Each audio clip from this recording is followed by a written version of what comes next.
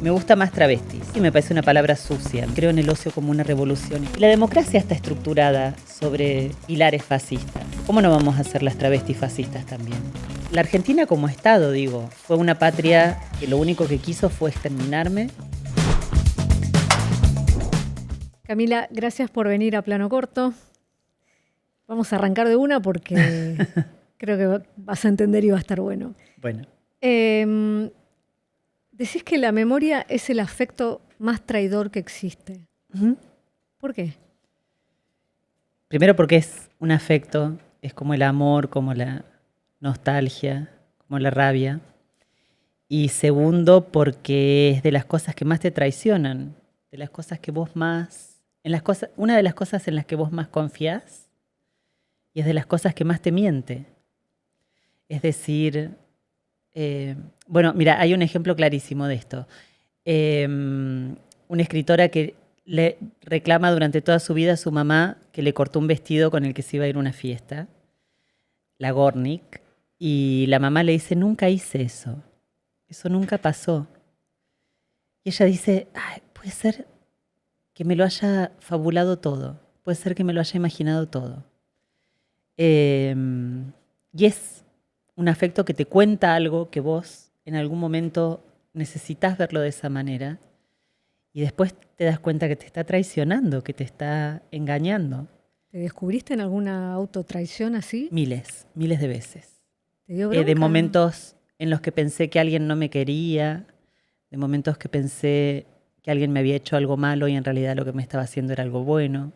Sí, muchas veces. No, bronca no. Pero sí entiendo que es un juego enorme el que una juega con los recuerdos, sobre todo cuando una se dedica a escribir. ¿Te editas a tu favor tus recuerdos o te jugás en contra? Por lo general en contra. Por lo general siempre en contra. A veces puede ser que a favor, pero en suma casi siempre es en guerra contra mí misma.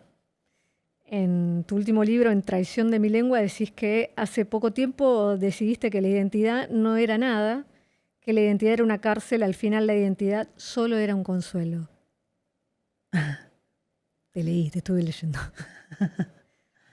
Tengo que dar cuenta de cada cosa que escribí. No, pero hay cosas que me parecen sí lo creo, súper interesantes. También estoy de acuerdo conmigo en eso, en ese párrafo, en ese texto.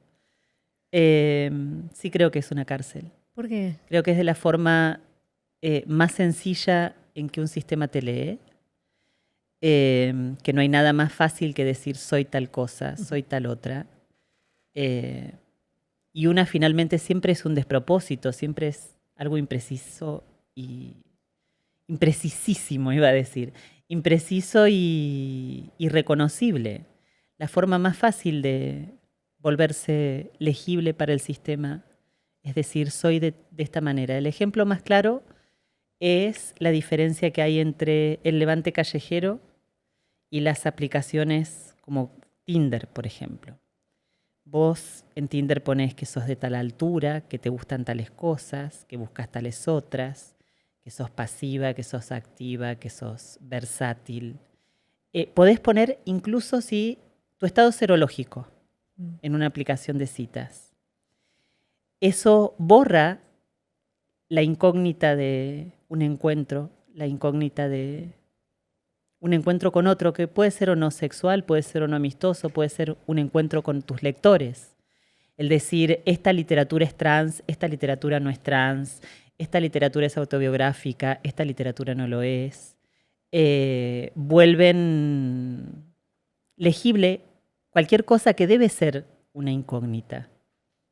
No hay muchas incógnitas últimamente, ¿no? ¿Extrañas un poco eso? Todas, absolutamente todas. La del levante callejero es una de las que más extraño. ¿No hay más levante callejero? No, yo no. Yo no. Al menos yo no lo puedo tener, pero creo que no, me parece que no. Tengo amigos que se quejan un poco de que falta el riesgo del otro. Dijiste que no lo puedes tener y vuelvo al libro. Y en el libro decís, convivimos y me parece mentira, y hablas de una como Exactamente, entiendo que en esta casa hay dos animales intentando comunicarse. Era mejor cuando ignoraba si me querían. Me interesa escucharte sobre eso porque es algo que se habla mucho, o al menos yo hablo con amigas que empiezan una pareja y demás, y dice, me gustaba adivinarlo, ahora ya lo conozco. Y que algo se pierde ahí. ¿Se pierde algo ahí? Perder se pierde siempre, todo el tiempo. En las parejas más, sobre todo. Y la institucionalizar una pareja es de las peores cosas que existen para un amor. Me gusta que sea sin bautismo, que sea que cuando se muera se vaya al limbo, que no quede ni en un lado ni en el otro, ni en el cielo ni en el infierno. Me gustan esos puntos en los que no se te puede encasillar como la novia, la pareja, la amiga, la amante, algo que queda entre sábanas solamente. Sí. Y sí creo que es una pérdida la convivencia, que es una pérdida enorme de posibilidades para dos cuerpos. Creo que es una pérdida enorme conocer al otro también. Pero Es preferible que sea irreconocible. Sí, igual lo hacemos. ¿Por qué? Y nos gusta fracasar. Igual está bien, ¿eh? El fracaso amoroso me parece que está bien. Pero no debería, no sé, no debería ocurrir. Sé que ahora se habla mucho de Dios, patria y familia. Ahora no, bueno, hace bastante ya. Pero ahora lo que yo me refería, tenés razón, reformulo, pibas y pibes muy jóvenes diciendo Dios, patria y familia. O sea, ¿cuál es tu Dios, patria y familia? ¿Tenés ese altar? Mis padres, mi papá y mi mamá son, no sé si mi Dios, pero sí son un poco mi patria, son el lugar en el que quiero estar, además, para el que quiero vivir, pero no, nada más. Hasta ahí. Solo ellos. Y los únicos, además, a los que le dedico ternura, trabajo, afecto, responsabilidad, sobre todo ahora que están cada vez más grandes y que tienen algunos achaques un poco serios, pero después no, nada. Argentina de ninguna manera es una patria a la que recurrir. ¿No? No, para nada. Fue una patria que lo único que quiso fue exterminarme. Entonces, no tengo ese sentimiento patriótico. ¿Viste cuando dicen antes muerta que patriota? Yo no lo tengo. La Argentina como Estado, digo. La gente, Córdoba sobre todo, más que Argentina. Córdoba sí yo entiendo que tiene perfiles afectivos, que cuando estoy fuera los extraño. El sentido del humor, la tonada, la música, la piel, los rostros. Incluso cuando vengo a Buenos Aires y regreso a Córdoba, por ejemplo, agradezco salir a la calle y ver gente real, gente de verdad, con rostros de verdad. Pero Argentina como patria, como poema, como idealización de lo que es una nación, no, para nada, para nada. En una entrevista que leí hace un tiempo tuya decías que tener dinero te había como, te preguntaban cómo le habías pegado con la literatura y te decían, bueno, y ahora que tenés dinero, y vos le decías, tengo dinero, no me tengo que preocupar por qué voy a comer mañana, pero hay algo que no cambia, que es una pobreza estructural. Y hablabas de tus viejos y algo que uno dice, bueno, te tocó o no te tocó. Y hablabas, por ejemplo, que nunca te habías ido de vacaciones. ¿Te fuiste? No, aún no. ¿Nunca? Aún no, no. Sí hice, ahora este año lo que hice fue irme unos 10 días a escribir a Mina Clavero, no a la casa de mi papá y mamá, sino a una cabaña, pero estuve ahí escribiendo, digamos, no fueron vacaciones, fueron travacaciones. Pero esto de... Pero no me voy porque no tenga plata, ¿eh? ¿Por qué No no me te voy vas? porque me tengo que ocupar de mi papá y de mi mamá, me tengo que ocupar de algunas exigencias laborales. No porque no tenga plata, podría hacerlo perfectamente. Pero cuando empezaste a tener plata, uno deja esas urgencias de una cosa cuando uno sabe si va a comer otro día. Ya cuando eso está resuelto, ¿te dio más tiempo para pensar, para pensarte y mirarte? Sí, pero también te da más tiempo para drogarte, te da más tiempo para acostarte con gente con la que no te tenés que acostar, te da más tiempo para cometer errores que no tendrías que cometer. Eh, es horrible además, porque yo no estoy de acuerdo para nada con que la gente esté ocupada. Yo creo en el ocio como una filosofía y creo en el ocio como una revolución incluso.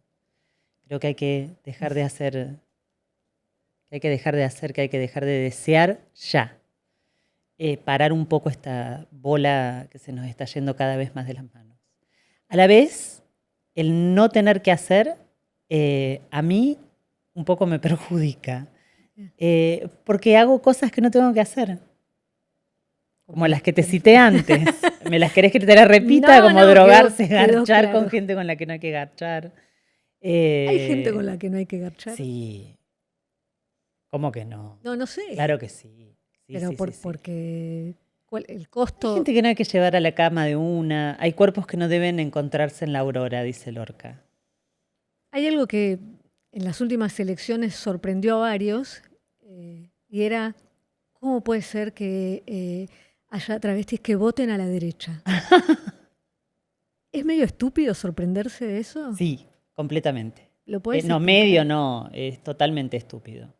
Pensar que las travestis, que la comunidad LGTB, por decir que hay una comunidad ahí en ese antro, no es fascista o no tiene necesidad de fascismo, sí, las masas. Mira, la Silvestri lo dice mejor que nadie. Las masas desean fascismo, solo nos queda fascismo. ¿Qué nos vamos a sorprender de eso? Hace un tiempo ¿Quiénes pueden ser fascistas entonces? ¿Quiénes son los que pueden ser fascistas? en una democracia todos. Si la democracia está estructurada sobre pilares fascistas, es decir, la policía, la cárcel, las escuelas incluso, la familia incluso son instituciones fascistas. ¿Cómo no vamos a ser las travestis fascistas también? ¿Vos te considerás fascista? Conmigo misma sí, y a veces me puede llegar a salir con un otro, pero conmigo misma sobre todo. Estas cosas de funcionar a través de eh, el juicio, el castigo, eh, el pensar que porque haces algo mal te mereces que te pasen cosas malas y que si haces las cosas bien te van a salir las cosas ¿Y bien. ahí no hay algo de religión? Bueno, y las religiones, más la católica, más la católica. Igual me sigue sorprendiendo que la gente se sorprenda de que alguien en este país puede no ser fascista. ¿No hay lugar a eso? Sí, yo creo que sí, que hay gente antifascista, en serio, pero es gente particular y es muy poca. La totalidad, el totalitarismo con el que nos manejamos en la democracia es fascista de por sí. Tenías ganas también hace un tiempo, decías, de volver a ser, de poder mandar a la mierda a los que te habían tratado mal, como hablabas de la corrección política como ya como cansada de esta cosa que todos somos buenos, que agradable y demás. ¿Sentís que esta época ahora te habilita un poco a eso o lo que estamos viviendo es otra cosa? No es que se fue la corrección política. No, es otra forma de corrección, es otra forma de corrección, pero también es otra forma de coqueteo con el poder. Antes el coqueteo era ser correctamente, político correctamente, políticamente correcto, y ahora es todo lo contrario, es ser agresivo, vil, decir estupideces, herir al otro. Eh, ir en contra del otro, subordinar al otro bajo tu humor, bajo tu palabra. Pero son maneras de coquetear con el poder y intentar de alguna forma ponerse a salvo, si se quiere. Pensar que estás a salvo solo porque estás coqueteando con un tipo de corrección. Por ejemplo, en algún momento fue decir todes, somos aliades, los varones intentaron de esa forma recuperar el mercado femenino, el ganado femenino para poder levantarse minitas. Ahora, bueno, se extrañan los chongos, se extraña la masculinidad, entonces los tipos empiezan a comportarse otra vez como unos simios, pero son formas de coqueteo con el poder de turno. No creo que sea otra cosa. Todo eso no invalida un poco de ser, ¿quién es el que está enfrente? Porque no lo conozco.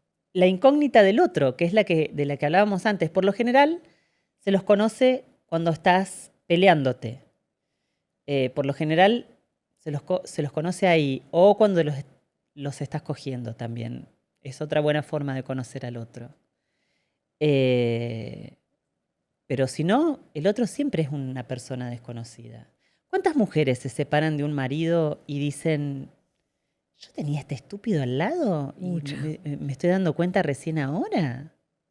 Y es que lo que hacemos antes es una puesta en escena hasta ese momento, hasta el enojo, hasta ahora sí me estás conociendo. Bueno, sí, al menos los vínculos amorosos sí son una puesta en escena. Sí lo son.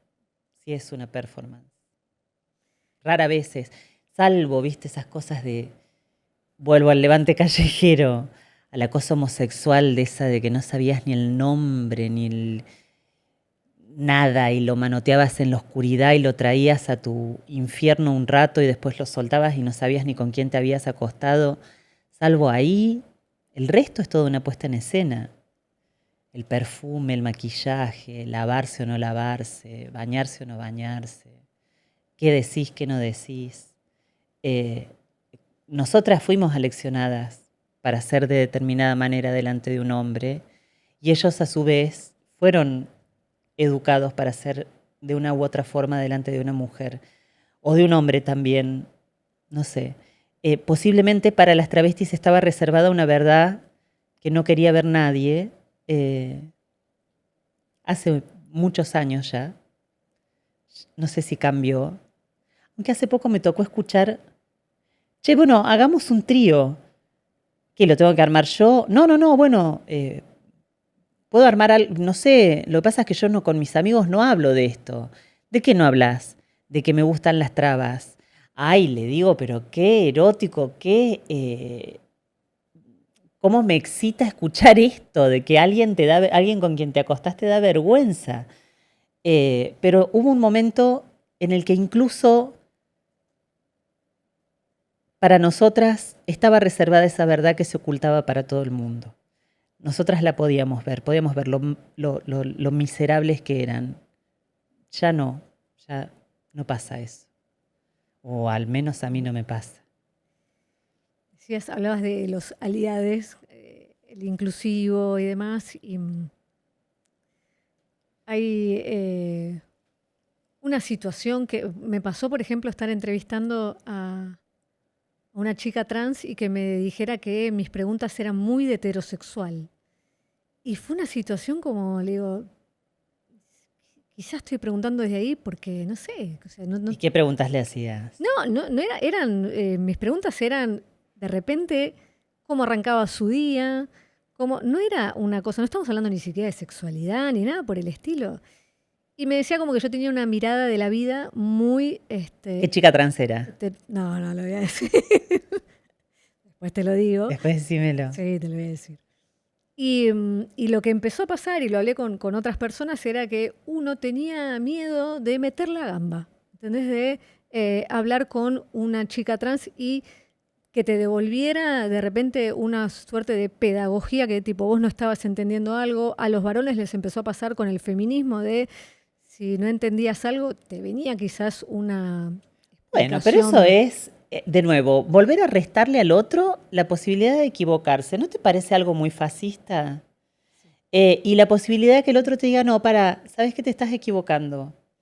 Si vos te negás la posibilidad de equivocarte, de cometer un error semántico, el que sea, y que el otro no tenga la posibilidad de decirte, che, te No estás es así. equivocando, ¿no te parece un tanto como de tocar fondo en las conversaciones, como de que las conversaciones ya no existen? No sé, yo vengo de una familia en la que se arrojaban cuchillos cuando se peleaban, ¿entendés? No sé, me resulta muy extraño que la gente no se pueda equivocar cuando habla, que una misma no pueda cometer errores. A mí me pasó varias veces ya en medios que se dicen progresistas, con públicos que se dicen progresistas, como, no sé, cuando estuve con el Rosenblatt, por ejemplo, que dije, no sé, ni siquiera estaba equivocada, pero ponele que lo haya estado. Gente, viste, era como de un odio y de pero de un fervor por verte muerta directamente, que vos decís, loco, ¿qué onda? Porque además lo curioso es que durante todo este tiempo, mis discusiones al menos, eh, rara vez fueron con un fascista declarado, con un mileísta, por ejemplo. No sé, yo con esa gente no discuto, no se me da o no aparecen o no se me cruzan. Sí con progresistas, sí con feministas. Porque en algún momento te equivocas o en algún momento decís algo que a ellos no les gusta y eso empieza cada vez a ser más grande y cada vez se suman más y más y más porque además el tema de las redes termina por ser algo complejísimo para los vínculos que no terminamos de considerar, que no terminamos de conversar ni siquiera entre nosotros, que es decir, bueno, hasta qué punto, hasta qué alcance les vamos a dar lugar a las redes. ¿A tu mamá le pasó con un amigo tuyo que fue de visita y él había Sí, supuestamente, sí. Sí, transicionado? supuestamente. ¿Querés contarlo a chica trans? Pero tu mamá... A chica trans no binaria, que yo tampoco lo entiendo, ¿eh? Ok. Y la corrigió, le dijo algo así como, la retó a mi mamá. Porque le habló, o sea, lo trató de él, o Le sea, dijo lo él, y conoce. mi mamá dice, bueno, yo vi un señor con los brazos peludos, con la barba y todo, y vestido de hombre. Yo no se me escapó. Viste, aparte ella pensando que había cometido un error. Es que hay gente, o sea, Y bueno, cometió un cometer error. un error. ¿Cuál es? ¿Cuál es? Ese es el tema, el momento en que se le cae, en este caso a tu vieja, diciéndole, o sea, cometiste un error y es terrible, es garrafal. O sea, pienso, a la próxima vez, uno lo que hace es, Si se no hablan. Bueno, reprime. con los hombres pasa un poco eso. Yo los veo que están asustados, que tienen terror Meter la gamba. de meter la gamba, pero además del escrache, Mm. bueno, el escrache que ya es bastante, eh, de la cancelación, de ser aislados como un agente contaminante, Sí. como si fueran una pieza de algo radioactivo que vino de Chernobyl. Eh, Tienen miedo de eso. Bueno, también que lo pierdan, qué sé yo. Camila, una sola vez intentaste irte de este plano, tengo entendido. Sí, ¿Fue por amor? Ahora que lo pensás. no, por tristeza, una gran tristeza, una enorme soledad y una gran tristeza. Era otra Camila, era otra. Después, bueno, una se entrega al alcohol, se entrega a las drogas, llama a tipos que no conoce y los mete dentro de su casa, que es otra forma también de andar coqueteando con la muerte. Pero esa vez Era muy joven y estaba muy triste. ¿Volviste a saber algo de Cleopatra? Cleopatra no se llamaba así. No, de ella no, ella murió. De quien supe fue de otra, que me la crucé en el súper hace unos 2 años. Eh, y me dijo, wow, qué bueno, con todo lo que lograste, qué sé yo. Y me dio el teléfono, intercambiamos el teléfono y después se fue a trabajar a España. Así que no la volví a ver. Para los que están viendo, Cleopatra era, ahora lo pongo en pasado porque me estoy enterando, quien te salvó una vez. Una vez, sí. ¿Qué tenías? ¿18, 20? 19 debo haber tenido en ese momento. 19. Sí, me defendió a mí y a otra amiga. Nos estaban dando palos adentro de una Fiorino. Mata porque contás cosas terribles y te reís, y contás cosas alegres y te reís. Hay como, en tu sonrisa hay una cosa como de temer. ¿Así? Sí, un poco, un poco. ¿Nunca te lo dijeron? No, no, siempre me dicen, ay, qué linda sonrisa. Es hermosa, pero a la vez puedes estar diciendo algo terrible y viene eso. Sí, y además era una especie de tía encarna ahí en el parque en el que duré muy poco, en realidad. La gente se piensa que yo me quedé en el parque. Mi problema creo que fue irme del parque. Yo me tendría que haber quedado ahí y no haberme ido sola a trabajar al barrio a donde yo vivía. Ahí fueron las peores cosas. Ahí sucedieron las peores cosas. En el parque pasaban algunas, pero no tantas. Pero Porque estaban las estaban chicas. siempre en grupo. Claro. Siempre estábamos ahí funcionando como un grupo. Y era una especie de tía encarna, si se quiere. Ella y otras más. ¿Y por qué te fuiste?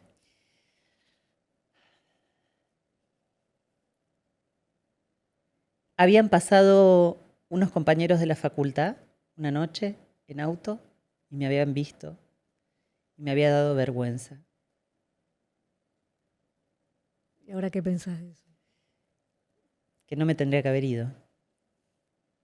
Si me hubiera quedado... Bueno, igual, viste, ese Platón, si no me hubiera ido, si me hubiera quedado, qué me hubiera pasado. Igual, me parece que todo lo que hice, no sé si cambiaría algo. No sé si me arrepentiría de algo y diría, ay, esto no lo voy a hacer. O no quiero venir de este lugar. O no quiero que me pase tal cosa. Yo creo que volvería. Mira, la otra vez hablábamos con una amiga y veíamos una nota, no sé en qué revista, que decían, sé la mamá que vos quisiste tener para vos. Entonces ella me decía, pero ¿y vos qué madre querrías? Y yo quiero a la mía, le digo, no sé si quiero otra, pero si tuvieras otra mejor, lo que pasa es que yo quiero a mi mamá, no quiero a otra. No sé si cambiaría algo de todo lo que hice. ¿Tu viejo te había dicho alguna vez cuando te prostituías que además tenía miedo de que murieras sola?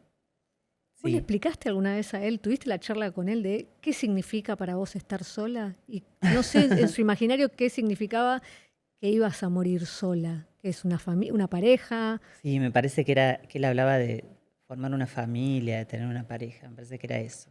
Pero además, él era un tipo que leía lo que pasaba en el mundo en ese momento, y él sabía que las travestis terminaban muriéndose solas.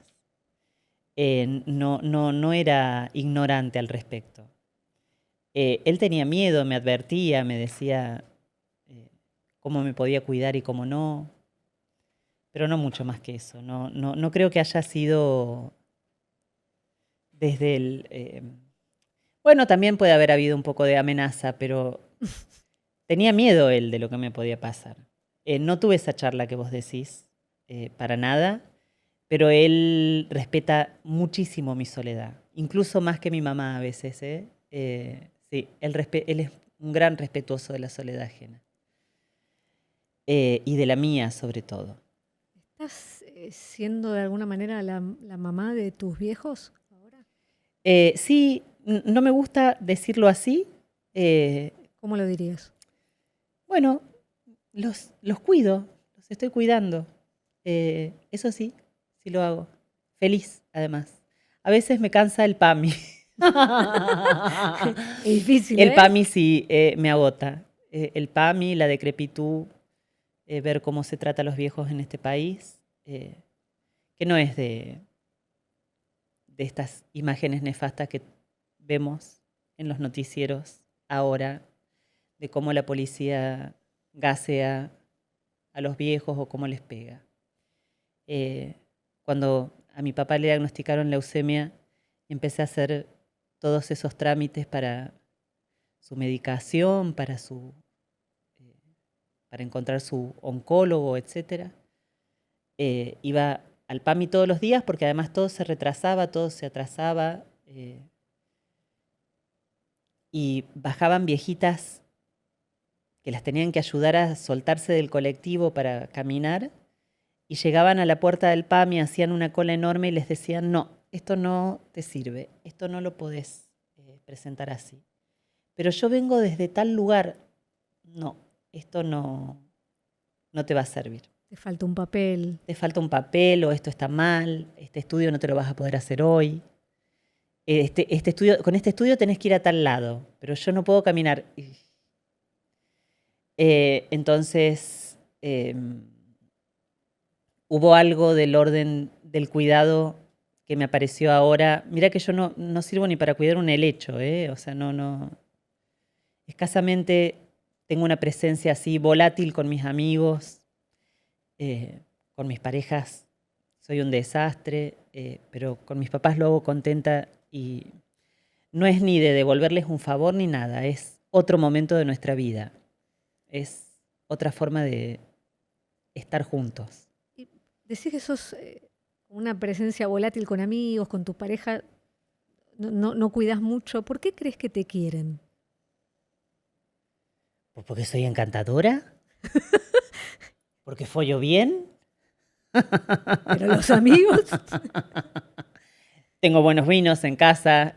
No, bueno, sí. Cuando estoy. Tengo buen humor, soy divertida. Me río mucho. Y qué sé yo. Lo que tengo lo comparto. Eso. Me deben querer por eso. Espero. Este es el quinto libro. Sexto. ¿Sexto? Está La novia de Sandro, El viaje inútil, Las malas, Soy una tonta por quererte, Tesis sobre una domesticación y La traición de mi lengua, el sexto.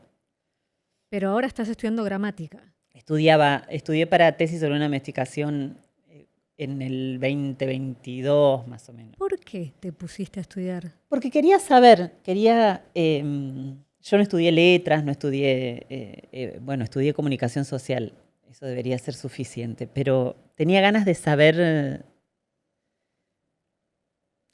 ponerle nombre a esas cosas que hacía intuitivamente.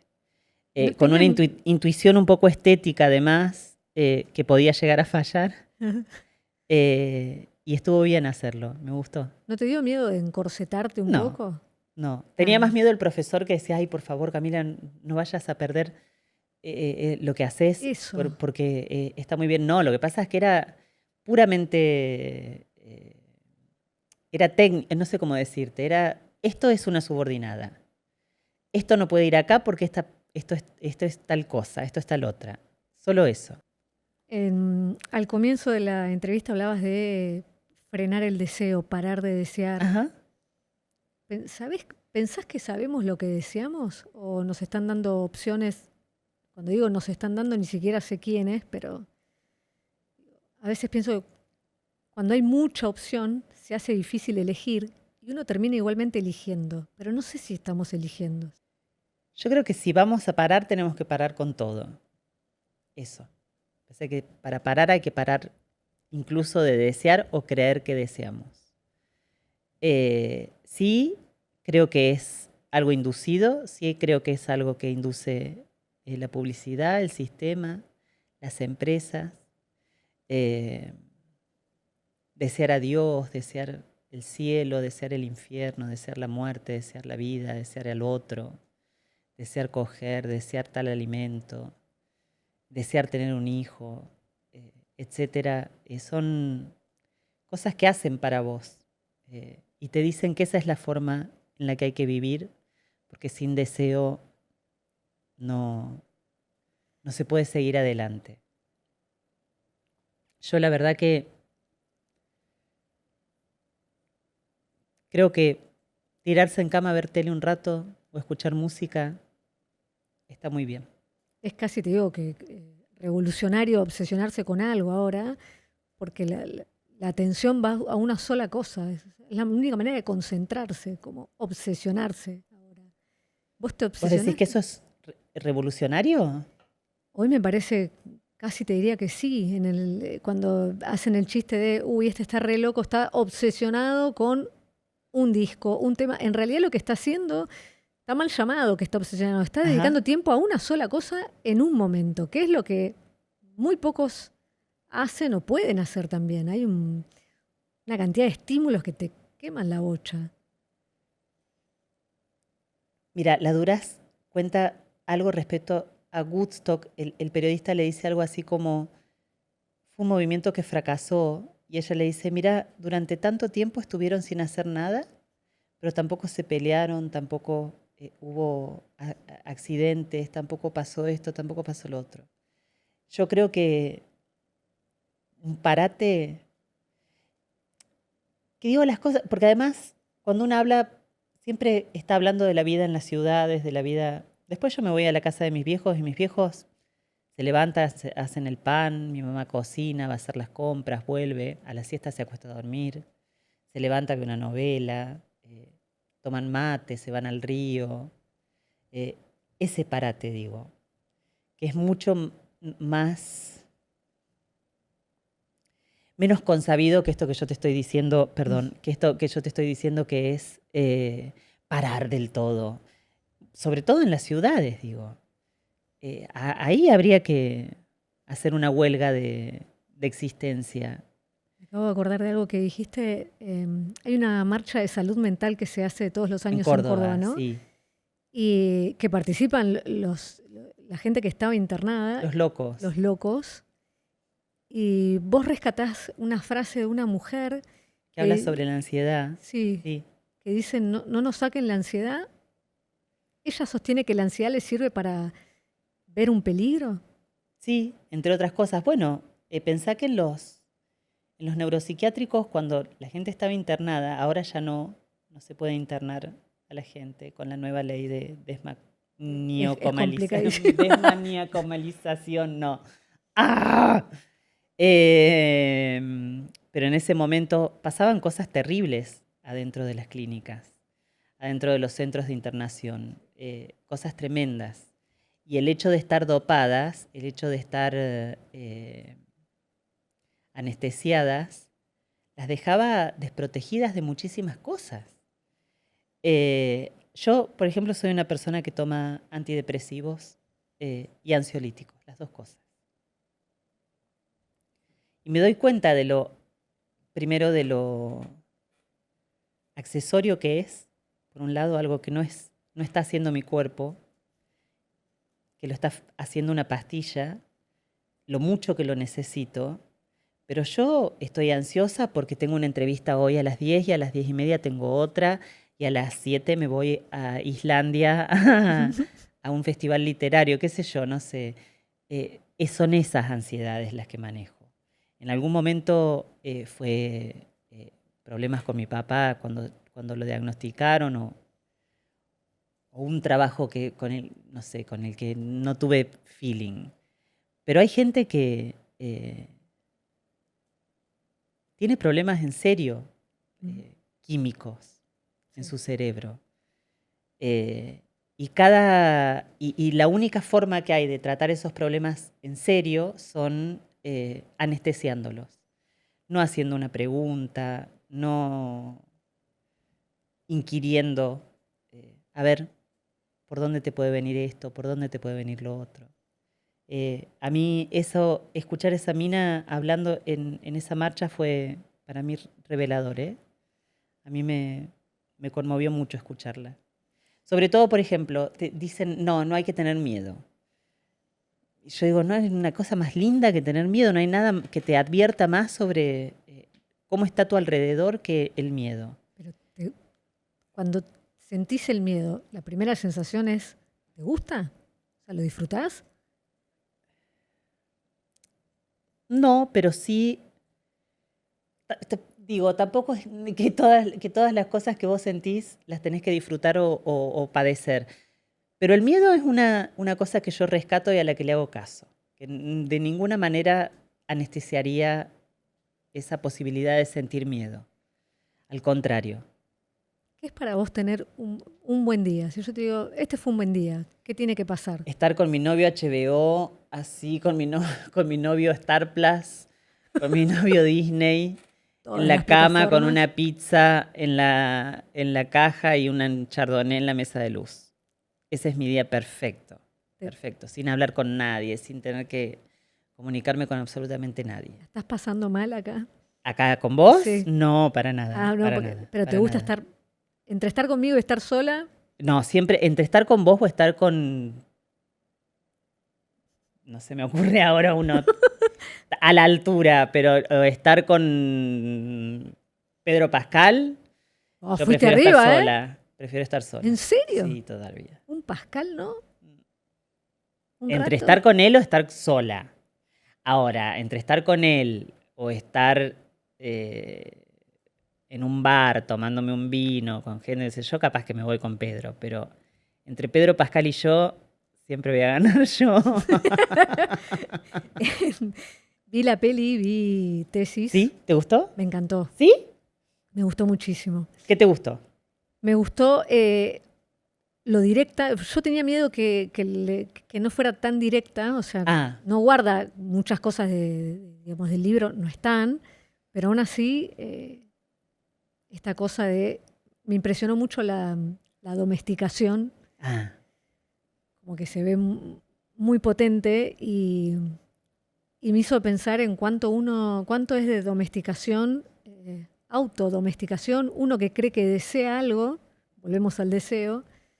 Estamos hablando de una chica. Bueno, acá hay una discusión también, si es trans, si es travesti. Vos decís Yo travesti. digo travesti, sí. Vos retomás eso. O sea, no es algo, o sea, que dicen chica trans, para vos es Ay, no. travesti. Para mí me gusta más travestis. Por supuesto que no voy en contra de nadie como se perciba, como le gusta que la llamen, está bien. A mí travesti me parece una palabra sucia, me parece una palabra que tiene semen, que tiene sangre, que tiene noche, que tiene golpe, Tiene verdad. que tiene clientes. Si es mujer trans, bueno, está un poquito más lavado, está un poquito más. Es más cómodo de escuchar si se quiere. Soy una chica trans, soy una mujer trans, En este caso, la soy una protagonista señora travesti. es una señora travesti, actriz, que no sé si lo querés contar vos, que Que no es feliz con nada, no es feliz con nada, le está yendo muy bien en su carrera y sí, demás, pero no es pero feliz. termina armando una familia convencional, o sea, en el estricto sentido de nos juntamos, nos queremos, adoptamos un chico. Sí. Y todo se viene al piso mal por Ahí momentos. ella le dice en un momento, nosotros podemos ser una pareja todavía. Nosotros nos podemos ir a donde querramos y pasarla bien. Y él dice no. Igual es él el que lo decide, ¿eh? No es ella. Esa escena que es súper potente es en los pasillos del momento La en que están por adopción, adoptar a sí. un chico. Es el punto, es la bisagra de todavía nos podemos arrepentir. Y van para adelante. Ahí pensás que alguno de los dos deseaba realmente eso o era el paso Él, que había que dar. no, me parece que era él. ¿Y ella por qué fue? Porque lo amaba, capaz pensaba que lo podía perder si le decía que no, y ella quería seguir disfrutando un poco más de él. También es cierto que llega un momento en la vida en que no sabes qué hacer con tus tiempos. Nunca te educan para no hacer nada. Tenés que hacer algo, tenés que formar algo, hacer algo, invertir tu dinero, invertir tu tiempo, tener un hijo, o tener dos, o tener tres, o casarte. No importa si después te divorcias o no, no importa si después no le das más bola a tu hijo, no, pero algo tenés que hacer. O sea que puede haber sido por aburrimiento también. Puede haber sido, a ver, bueno, capaz. Pero ¿quién no lo hace además? No, todos. ¿Qué familia no se forma bajo esa tiniebla, bajo esa neblina de no saber qué hacer con tu tiempo, tus ganancias, con el otro. En una era en la que considero yo le escapamos bastante al sufrimiento, al dolor, ¿viste? Sí, totalmente. Como que te querés hacer el boludo rápidamente. Sí. Vos agarrás el sufrimiento y decís, o al menos esa es mi lectura de acá me voy a quedar un rato, me voy a lamer y después voy a salir. ¿Por qué haces eso?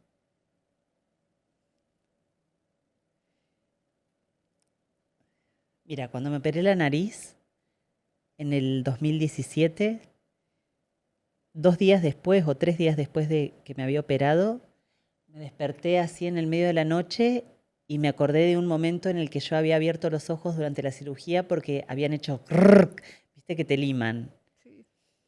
Y yo me acuerdo que me había despertado en el medio de la operación, lo había visto al doctor, al cocha que estaba con barbijo y decía se despertó. Entonces hicieron como una cosa y me seguí durmiendo.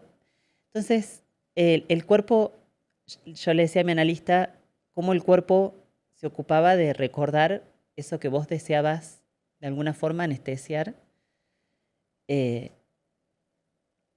A mí me da la sensación de que no hay forma de huir del sufrimiento, que no se puede enfrentar con fuerza, ni con entereza, ni dignamente, ni soberanamente, ni estar armada en contra del sufrimiento.